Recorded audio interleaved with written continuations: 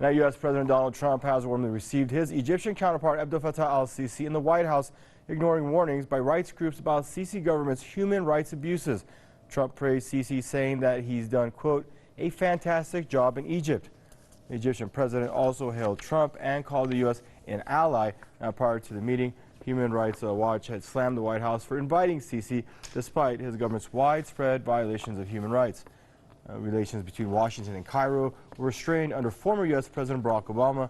Sisi led a military coup to overthrow the country's first democratically elected president, Mohamed Morsi, back in 2013. Egyptian security forces violently suppressed protests that followed Morsi's ouster, and meanwhile, Sisi's supporters and opponents had gathered in Washington, D.C. in reaction to his visit.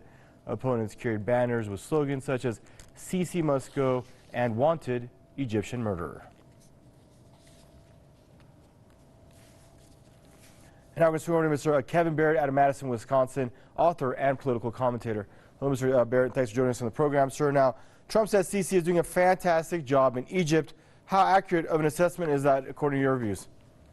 Well, of course, Trump is always throwing around words like beautiful and fantastic.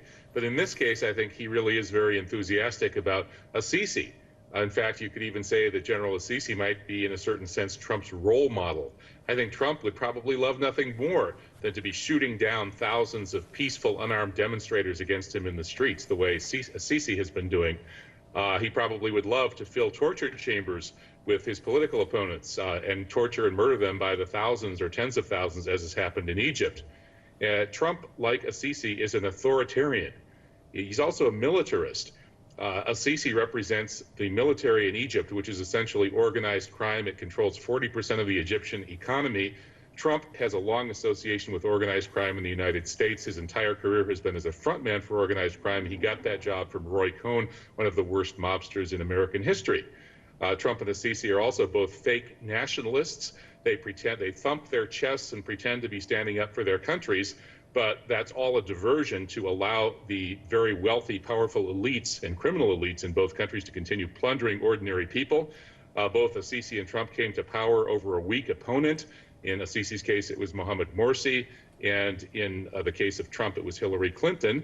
Both of them thrive on scapegoating and going after enemies, especially internal enemies, and both of them are extreme allies of Bibi Netanyahu in Israel. They both have Jewish families even. Al-Sisi comes from a Moroccan Jewish background, and members of his family are Mossad agents in Israel. And Trump has a Jewish daughter and son-in-law, Jared Kushner, who's now one of his top advisors. So they're both essentially peas in a pod, and it shouldn't surprise us that these two brutal, corrupt authoritarians see eye to eye. Well, if you were to put your finger on one thing that Washington is gaining from this so-called friendship between Cairo and Washington, what is it that seems to justify Washington overlooking Egypt's human rights record? Well, Washington is owned by the Israel lobby, and the Egyptian government has long been pressured by Israel, largely controlled by Israel since the Camp David Accords were signed. And when Morsi came into power, he represented people who were interested in tearing up the Camp David Accords, which is what they should do.